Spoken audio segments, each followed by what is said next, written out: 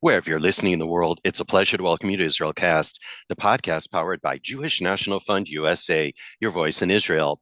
I'm Steven Shalowitz, first reminding you that for over 120 years, Jewish National Fund USA has been the premier philanthropic movement for the land and people of Israel. While best known for planting trees in Israel, JNF USA contributes to Israeli life in so many ways, including community development in the Negev and the Galilee, preservation of heritage sites, supporting people with disabilities, connecting high school and college students to Israel, and helping our brothers and sisters in need following the heinous October 7th terrorist attack. To learn more and to see how you can contribute, do visit jnf.org. Once again, jnf.org. Plus, if you haven't done so already, we'd love it if you subscribed, rated, and reviewed us, 5 stars, of course, wherever you get your podcasts. And we'd love it too if you shared the show within your orbit. All right, as for this episode, our featured guest is Joel Chasnoff, whom we've been wanting to have on the program since forever. Now, Joel is many things. He's a stand-up comedian who's performed his unique brand of clean, Israel positive comedy around the globe. He's the author of 3 bestsellers, the 188th Crybaby Brigade, a comic memoir recounting his experience as a former IDF lone soldier who served in a combat unit in the Golan Heights and South Lebanon. He co-wrote the cookbook Balaboosta with celebrity chef Einat Admony, and together with Benji Lovett, whom we've had here on IsraelCast, he co-wrote Israel 201, which we'll be touching on in our conversation. And if that weren't enough, Joel publishes his weekly newsletter, Hebrew is Magic, where he introduces readers to the hidden life lessons embedded in Hebrew words. And on top of all of that, we love that Joel is also a fellow podcaster. You can listen to his show Inside Israel on Spotify and Apple Podcasts. Joel calls Renana Israel home with his wife and 4 kids. And with all of his accomplished, let me just say that what I personally appreciate most about Joel is that, like me, he's a native Chicagoan who attended Solomon Schechter Day School. Well, with all of that, Joel joins us now on the line via Zoom, and we welcome you, Joel, to IsraelCast finally. And do share with our listeners where you're Zooming in from. Wow, that was a long bio. Yeah, I'm thrilled to be here. Thanks for having me. And I'm talking to you today from Jacksonville, Florida. All right. And what brings you then to the United States? Well, as you mentioned, I live in Israel right now with my wife and 4 kids, but I continue to tour and perform comedy really all over the world, but mostly in North America. And so about 3 times a year, I come back to the US and do big tours to promote the book and just to perform comedy, which I must say now more than ever, people are really eager for. Indeed. Well, listen, there are no shortage of topics to talk about with Joel Chasnoff when he's in the house. And I want to start out our conversation, really, Joel, by talking about your craft, as you just sort of alluded to, because we're living in such serious and distressing times. So, as a comedian, how do you navigate that? How did you have to pivot, if at all?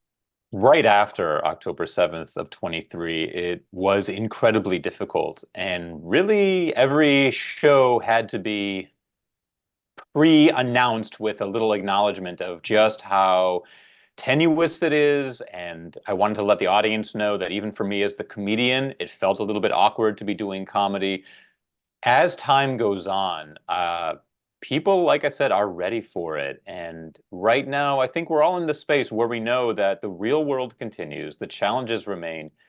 Just because we're laughing for an hour, that does not mean that we don't care about everything else going on. But people, both in North America and in Israel, have given themselves permission to laugh. And so right now it feels good. And it's also very fulfilling to know that I can bring people something that they need, not just that they might enjoy, but that is truly beneficial to their souls. Indeed. I mean, I remember a cousin of mine who had a rather difficult life once tell me, this was years ago, that there's comedy in every tragedy. So I'm just wondering, what role does humor play in I really think dark times? Yeah, I think in this particular tragedy, there is comedy that's come out of everything going on in the past year. Mhm. It's not about the events itself, obviously, of October 7th. Most comedy related to life in Israel now is about the way Israelis behave. We like to make fun of ourselves, the way we throw ourselves into every situation and not just volunteer, but over volunteer. And we'll do anything to help somebody else, maybe even if it's going too far. So the comedy is about, I think, the Israeli response to it. And in general, I wouldn't just say that a lot of comedy comes out of tragedy. I would say that most comedy comes out of tragedy. You know, Woody Allen said that tragedy plus time That's what comedy is. Comedy equals tragedy plus time.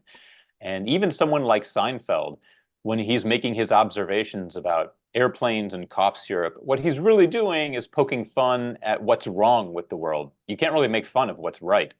You can only laugh at what's wrong. So tragedy is, like it or not, a necessary ingredient to making people laugh. At the end of the day, how do you characterize Israeli humor, Joel? Israeli humor, in the book you mentioned, Israel 201, we have a couple chapters on Israeli humor. It's much darker than American humor, what we might call gallows humor. Israelis are much more willing and eager to laugh about anything, whether it's disease or terrorism or war, uh, or the Holocaust. It's not that Israelis have less taste. It's that they need to laugh at these things that are very much a part of their lives in a way that these hard situations are not a part of the daily life of people everywhere else. So it really is a coping mechanism.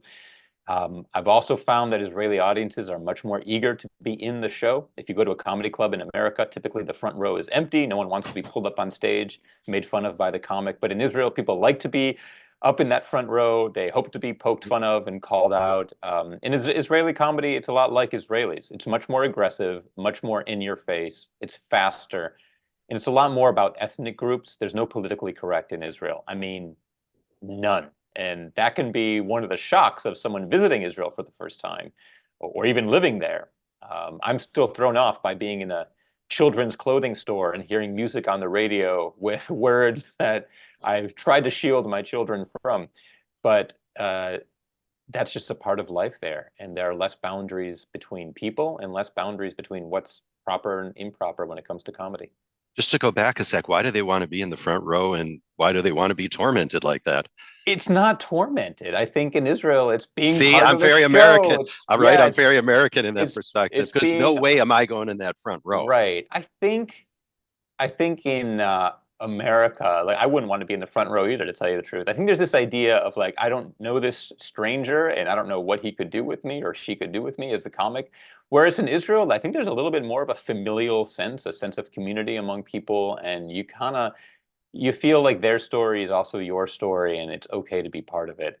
But you're right. It is very different, and I guess now I want to explore that more. Why they are so willing and able to be in the front row. Maybe you'll add it to your next act. Yeah, perhaps. Well, so it sounds to me like Israelis need to let off steam, Oh, for obviously, sure. not only before October 7th, but especially after October 7th. And I know that when I was there in January and I was on the beach in Tel Aviv and I saw people doing the formation dancing or they were playing volleyball.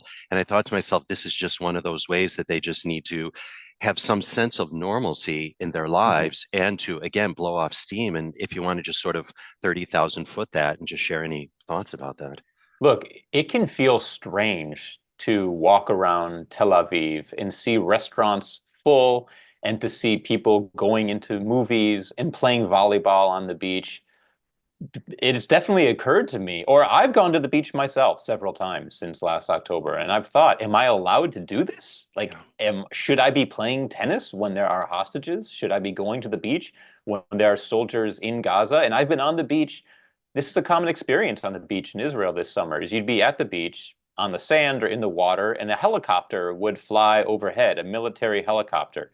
And Israelis, one part of being Israeli is you learn the helicopter routes and the helicopter types. And there are certain types of helicopters that when they're flying in a certain direction, you know that it's coming from Gaza and that there's a good chance there's a soldier on board who's either been injured or, God forbid, killed because it's going to Soroka Hospital, which is where they handle the most lethal cases of injuries of soldiers. So here you are sitting on the beach, looking overhead, seeing this helicopter that you know has a soldier or multiple inside. And you wonder, is this even right? Should I be doing this? But then you have to flip it around and say, well, what's the other option? That we stay in our bomb shelters all day, that we not live our lives at all?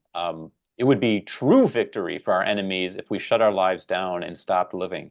So I think living in Israel means towing the line and finding that balance between normalcy and the inner turmoil we're all struggling with. Smoking rates are up in Israel, mental health, people seeking mental health issue help is up in Israel. We're all carrying this around all the time. We need to go to the beach. We need to play tennis, shoot a basketball, do these normal things just to stay a little bit normal, because otherwise our lives would not be. And just so you know, in solidarity, but also just in fact, many of us here in the diaspora feel the same way. I mean, I know for me, music I'm plays a sure. big part of my life. And since October 7th, there are certain types of music I just still can't get myself to listen to. Anything that is truly, truly upbeat, I just can't go there yet. Um, and I know other people here in the United States that have felt the same. So it's again a question of how do you give yourself permission to do that, and when are you ready to do that? And I think the answer is very different for each individual.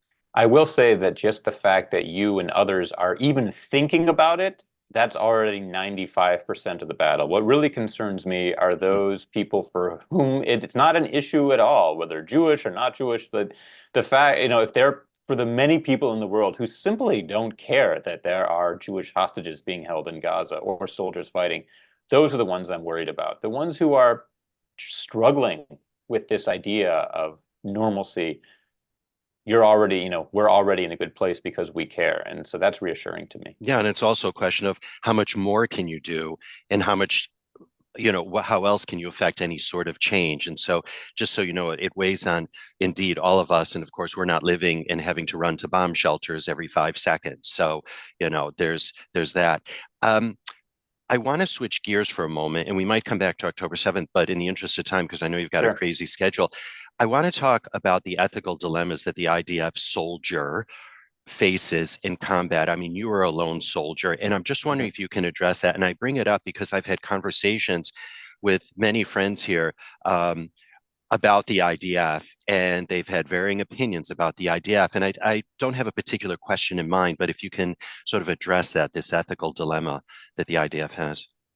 Well, certainly, I think the IDF faces more dilemmas than most militaries.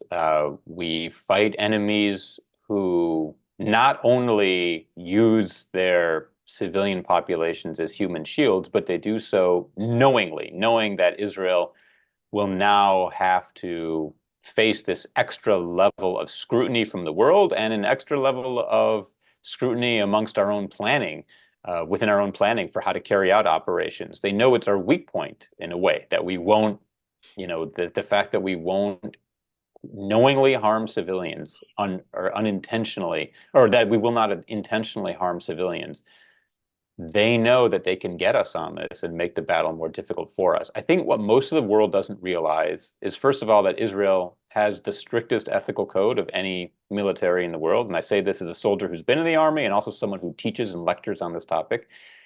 I think the other thing that the world definitely does not know is that there are rules to war, not just for Israel, but for the world in general. The Geneva Convention, there are actually rules of war.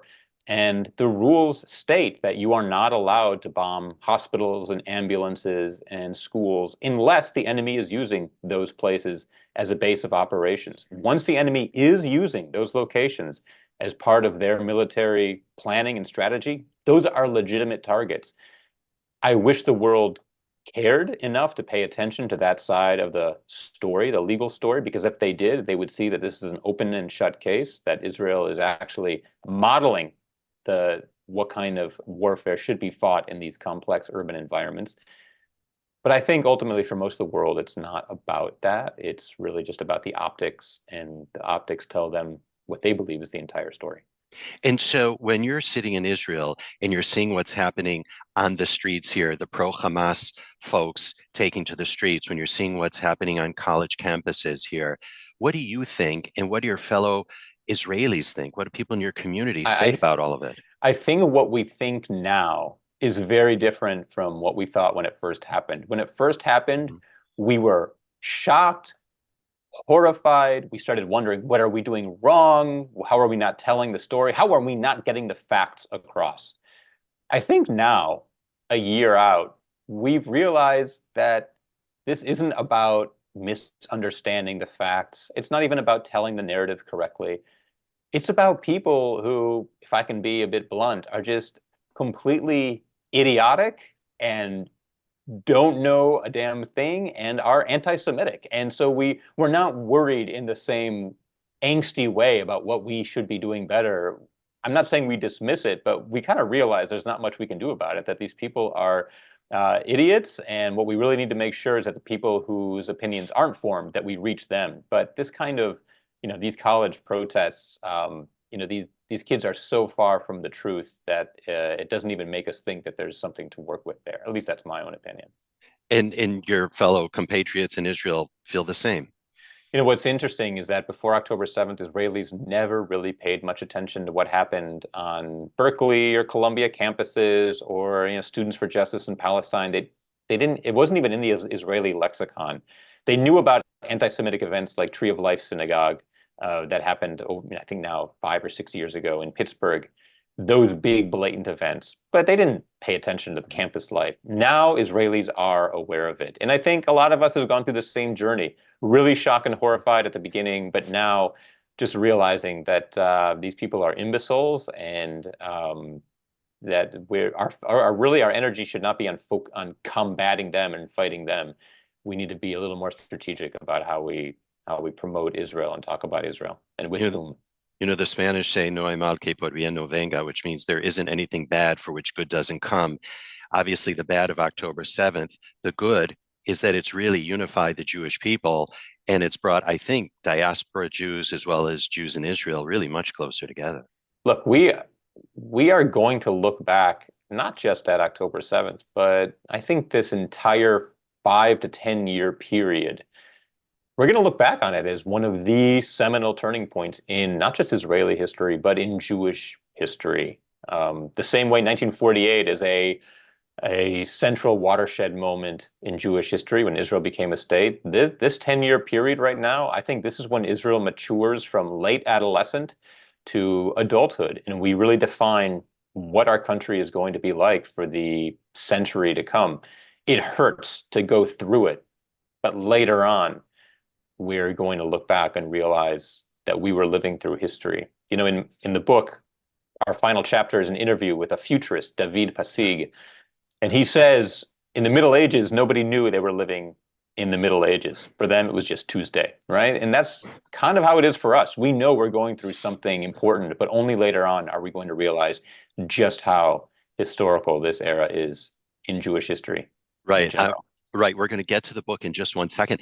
Was there anything in particular that has surprised you the most, or one thing that you've learned the most about Israel since October 7th? I always knew that Israelis were generous and that there was a sense of community amongst Israelis that was different from how Americans behave, certainly how I grew up. I think I wasn't prepared. Probably many Israelis were not prepared for just how generous and just how communally oriented Israelis were going to be.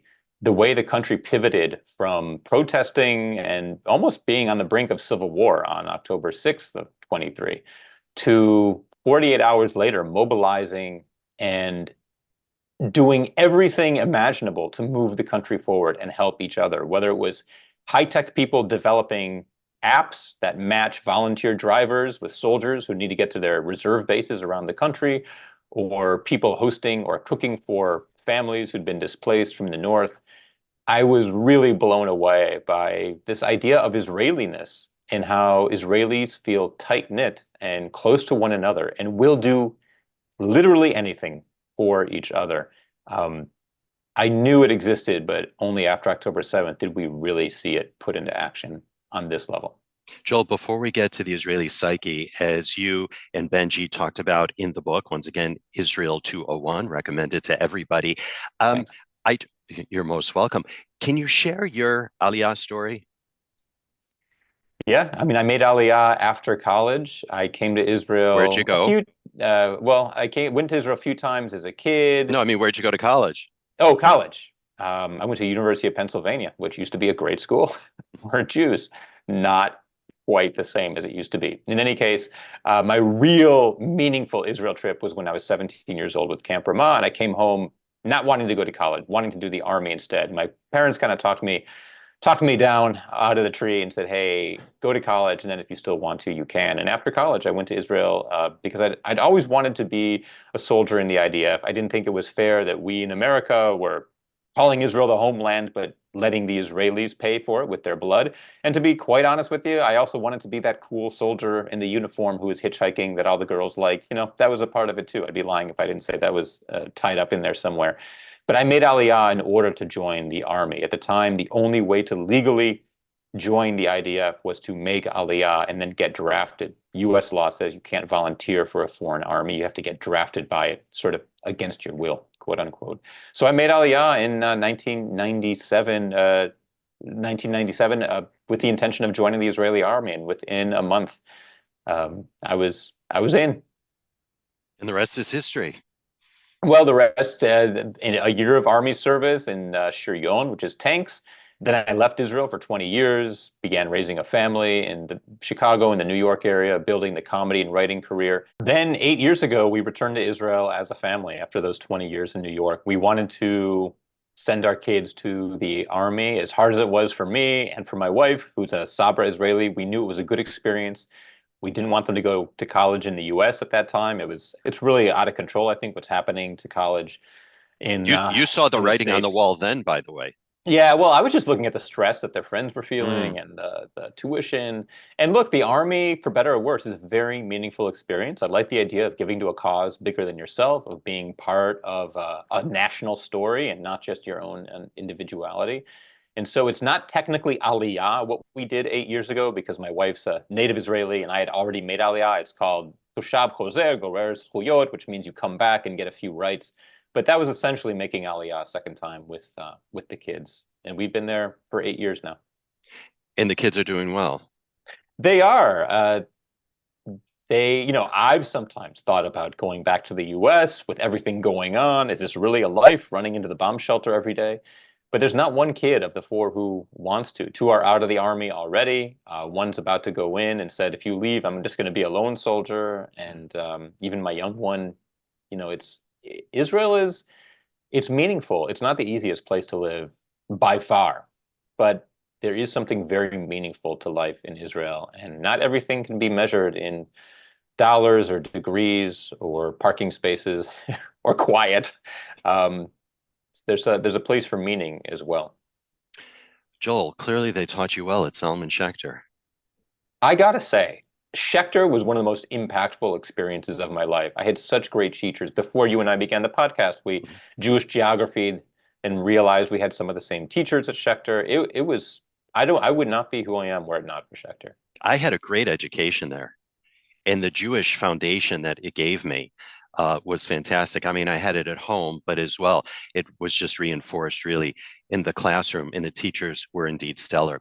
All right, I'd like to move on then and talk about Israel 201, your next level guide to the magic, mystery, and chaos, exclamation point there, of life in the Holy Land. The exclamation point for you, our dear viewers on YouTube, is actually part of the title of the book, which I'm holding up right now. You co-wrote it, as I said, with Benji Lovett. Hi, Benji, if you're listening to this episode. Hope to see you again. I actually, funny enough, I ran into him in Jerusalem in January. I was there in, or was it February, excuse me, of 2019, just like Hmm. on the street there. Randomly? So it was random. I was going into, I was on a JNF program, and maybe he was actually going to be on the same program. I don't know, but I ran into him. I remember just sort of right out there on the street at our meeting point. So that was the last time I saw Benji. It's a Anyway, very Israeli story. yes, oh, believe me, that when I was there in January, I was there for 3 weeks. I just kept running into people randomly on dark streets. Not that I hang out on dark streets, but it Yeah. was just that I was We're walking. learning a little bit more about you than we need to, but Yeah, okay, exactly. cool. That's for another episode, by the way. But the point is that it was just nighttime, and you're walking back, and there you go, and you just start running Right. into people. But indeed, it's a very small community. Um, and again, I love the book, and I congratulate you both really on it. And it gives insight into Israelis. And I want to pull a few points and thoughts from the first chapter because you talk about the Israeli psyche. And I want to Hmm. highlight one, which actually I've been on this earth now for a number of decades, and I never heard the word friar before. Am I pronouncing it correctly? You are pronouncing it And I correctly. never heard that And well, before. And that's why we included it. Our whole yes, premise and let me was, just oh, go ahead. share once again.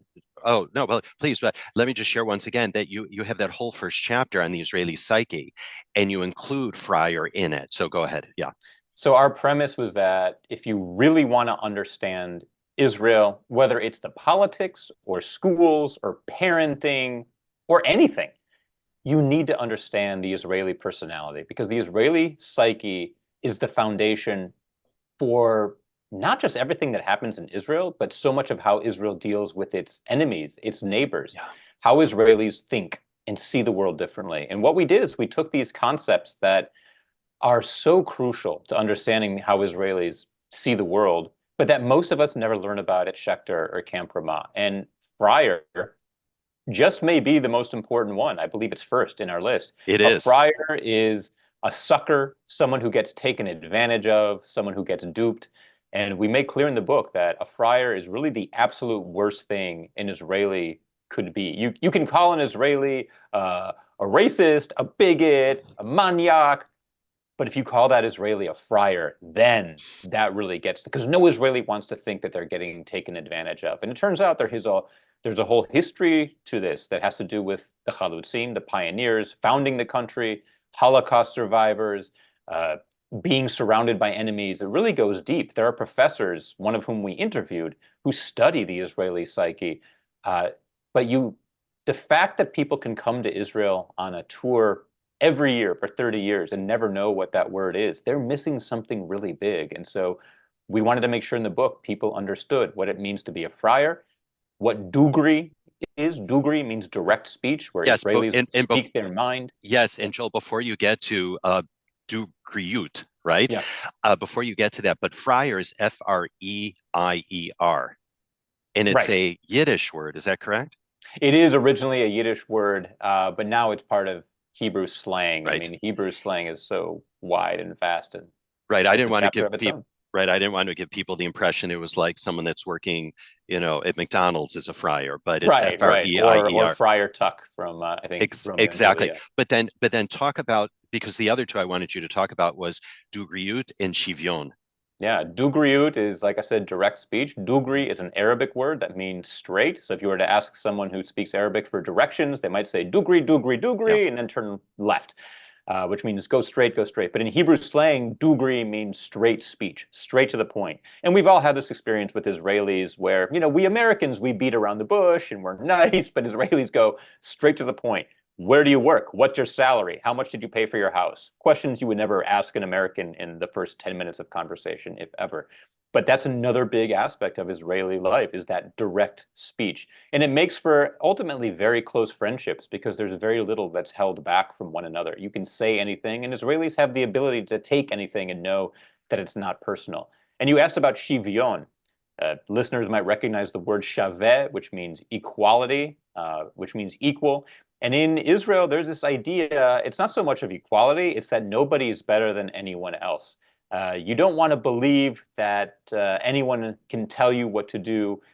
Uh, the playing field is level. And, this also came out of years of Jews being the underclass in society. Finally, when we had our own country, the pioneers decided we're not doing suits and ties. Yeah. We're all working in the fields together. I don't care how wealthy you are, how poor you are. We're working in the fields, men and women, side by side. And there's one of the underpinnings of Israeli society now is this idea that we all are on the same level, so that you can argue with a policeman. And when I was in the army, I was astounded that soldiers would argue with officers and commanders, not in a disrespectful way, but just questioning them. And that was actually one of the, I think, aspects of Israeli life in the army that made the army strong was that we were able to question orders and work through our plans together. It's the idea that you can talk to anybody and that no one is better than you. So there's a lack of authority and a lack of respect for authority in Israel, but the other side of it is this idea of level playing field, which is also why when you go to a wedding, you wear jeans and a nice white shirt. You don't wear a suit and tie because you don't want to socially signal something that's frowned upon in Israel. And you show up an hour late too.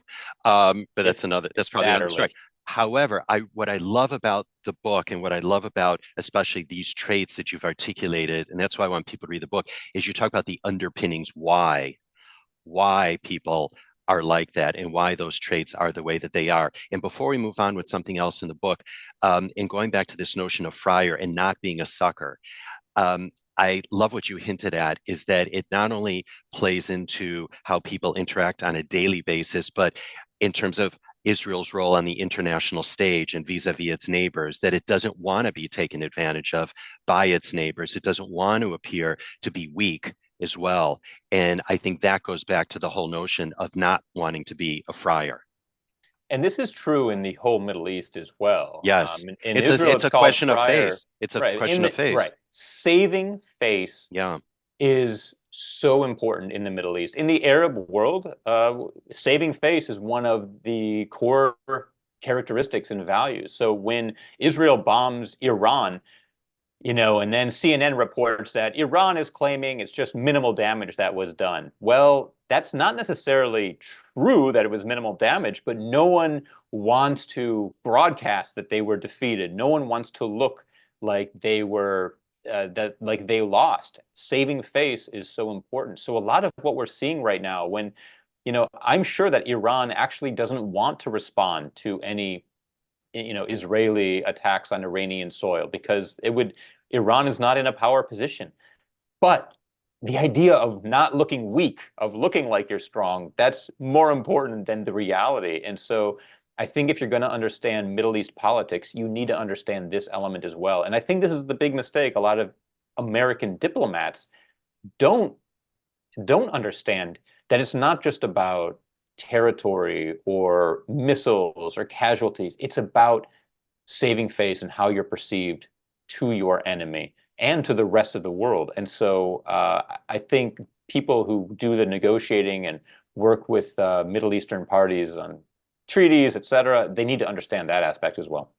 And I'm going to add on to that. As our regular listeners know, I was educated as a China specialist and lived in China for many years. And this notion of face, or in Mandarin, we say mianzi, is so key to the Chinese ethos that they as well do not want to lose face. And I agree with you because Western diplomats that negotiate with the Chinese take an approach which, in many cases, make the Chinese lose face, and then everything begins to fall apart. So couldn't agree with you more on that. Just two other points in the book, Sure. just in the interest of time, just briefly. When we talk about verbal communication, yes, there's verbal communication in the Hebrew language, which you have a wonderful section on, but there's also nonverbal communication. Of And I course. love how you say that two Israelis can speak to each other without even saying a word. Exactly. There's, I Which, don't know, for which those by on the way, Joel, YouTube, doesn't work on a podcast. it doesn't work on a podcast, but there's, of course, the upturned hand with the fingers close together, and that means hang on, sablanut, patience. There's pointing to your head and twisting your finger, which means, are you an idiot that you didn't know this? And, it is theoretical that between all these hand motions and, of course, the tongue click, you can have a sort of conversation without even using actual words. It's a very animated society as well. Yes, indeed. So one has to learn that whole language, Lingo. that whole lingo, indeed. There's a whole chapter on Aliyah. And when I was reading that section, I came to the same question as I was asking myself, funny enough, when I was there in January. When does an Oled become Israeli, and if at all? And do their children, or how many generations? Yeah, I think the answer is immediately and never. Literally the minute you land, you get that document to Udatole that says you are legally an Israeli and you're in the system. There's no period of waiting. But also, I don't know a single immigrant to Israel of my age, late 40s, early 50s, who says, I am completely Israeli. I think most immigrants, to some degree, still feel at least a little bit like wherever they're from. Israeli culture is very strong. The idea of being a full Israeli, it's hard to become that if you weren't raised in that culture. Now, you asked about children. I find that children, they become Israeli a lot more quickly.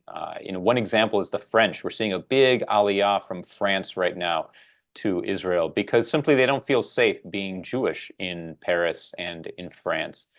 And these are people who are now moving to Israel not out of Zionism necessarily, not necessarily out of idealism, but because they have no choice.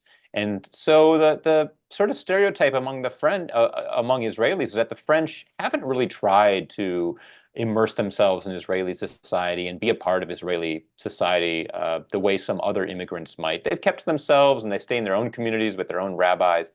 But their children are very Israeli. They're drafted into the army, and sadly, one thing we've seen is how many French soldiers have been killed since October 7th in the war in Gaza. That there's only so long you can isolate yourself and stay within your own community. Eventually, the country comes calling for you and sort of hits everybody equally who serves. And so children, I see this among other people who move there, that their children become much more Israeli much quicker, whether it's the Hebrew, the behaviors, the mannerisms. It's sort of hard to prevent that just by osmosis from happening. And so Israel is such a young country. So for these new immigrants, these new olim that are coming to Israel, is there ever the thought of they will impact the culture? And to what extent could they impact the culture? Well, whether they want to or not, they are. I think each culture brings its own quirks and its own aspects. Uh, I think much stronger as Israeli culture starts to impact them, and they need to adapt. I don't think Israelis are becoming more French or more American or more South African, but Americans and French and South Africans are becoming ever a little bit more Israeli. And one other phenomenon I notice a lot is I talk to other immigrants after they go home to their home countries, they'll often say, "Wow, I didn't know how Israeli I'd become. That I ask people questions that are really over the line, but in Israel are normal, but in South Africa or in America are considered rude to be asking these questions." Or I asked someone in line at the grocery store if I could go in front of them because I'm only holding two things and they have a whole basket. Where in Israel, you do that all the time. In America, like that's out of bounds. So I I do think it that, seeps into Joel. you. Huh? I said I do that, Joel. Well, there you go. You've been to Israel enough that you know what's on the table. Yeah. So I think you really feel the difference when you go back to your home country. Yeah, indeed. Yeah, because, say, for example, we were talking about the French, and you just said about going to a wedding or what you're wearing to a wedding. I heard someone say, wow, we've noticed that people are kind of dressing up a little bit more since the French arrived, or, there's a good patisserie that opened up. So you never know. I mean, like I said, Israel's a very young country, I so think we things could shouldn't forget potentially about change.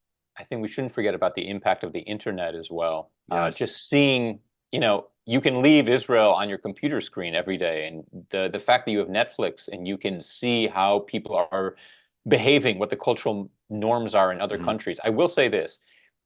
Israelis, yeah, they can be rude, but they're not as rude as they were 20 years ago. Their driving is calmer now than it was 20 years ago. And their English is incredible. You will meet Israelis in their 20s and 30s who speak perfect English with no accent. And they don't have a parent from the US or England. They just have listened to enough music and watched enough YouTube videos and Netflix movies, etc., that their English is flawless. So Israeli culture is changing, not necessarily because of the immigrants, but just from the global world we're living in. Indeed. Final thing before we wrap, how do you like being a podcaster? I must say, I enjoy it. There's more to it than just flipping on the computer and talking. I don't know that I realized how much planning had to go into it. Um, but what I really love is the feedback from listeners. What I tend to find is people are dedicated. When people listen to a podcast, they're there because they care. It's not background music that they have on. They really listen to what you're saying and they take you seriously. They'll write in if they don't agree. And if they do agree, they'll let you know that as well. So I think there's an intimacy there and a fan base that's really dedicated that you don't necessarily find in Instagram videos or YouTube videos or wherever else. There's also a level of intelligence I really like among my listeners. So I'm enjoying it. Great. Well, once again, we should give it a shout out Inside Israel on Spotify and Apple Podcasts. And I've become a listener. I've really enjoyed it. So So I'm glad. keep on with it. And then before we really wrap, just share with our listeners how they can reach out to you, Joel. Sure. Well, of course, there's the website, joelchasnoff.com. Mhm. That's got the links to the podcast if you want to become a subscriber, to the newsletter that you mentioned. And also, I do put up, I try to put up funny bits on Instagram. That's just at Joel Chasnoff. And that's, little funny clips either about Israeli life or family life to give people a little bit of a treat, a little smile throughout the day. And I have clips from my own podcast there as well. But anyone who has questions can always reach me through the site. My email is there All as well. right. And on that note, we're going to leave it right there. I am so happy that you were able to join us on this Sure. episode of IsraelCast and that you were able to squeeze us in on your U.S. tour. And we wish you much success with that. And we look forward to seeing you in Renana. How's that? I miss it, and it's a great time there. So, yeah, I look forward to seeing you there as well. Thanks. All right. Well, thanks so much. And of course, we'll have info on Joel and a link to all things Joel Chasnoff on the show notes page of this very episode on our website, jnf.org/IsraelCast. And of course, we do release new episodes of the show every other Wednesday. I have no idea why you would ever want to miss an episode. So indeed, that you don't miss an episode, do subscribe to us wherever you get your podcast. Simply search for IsraelCast. It's that easy. And don't forget to rate and review us because that really helps with our rankings, which in turn make it easier for more folks around the world to find us. Or you can always enjoy the show by visiting us at our website. Once again, it's jnf.org/IsraelCast. And as I always say, it takes a whole moshav to put IsraelCast together. For It that, we does. thank Vic, doesn't it? Doesn't it, Joel? Yeah, absolutely. It's not as I'm easy as waiting to people hear think. what your staff consists of because that's amazing that you have.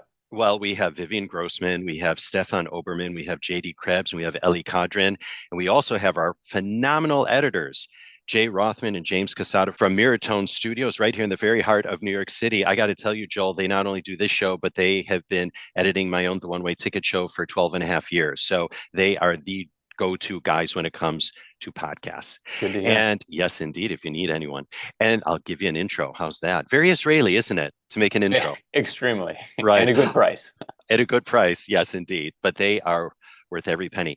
And the music that you hear at the top and tail of the program is titled My Eden. It's by the very talented Rafi Malkiel from his album Water on the Tzaddik label. IsraelCast is powered by Jewish National Fund USA, your voice in Israel. And for more info about JNF USA, do visit jnf.org.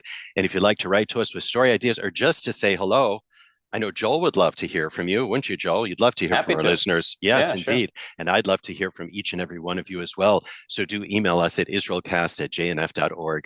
Meantime, I'm Steven Shalowitz. Thank you for tuning in and looking forward to having you join us on future episodes of IsraelCast.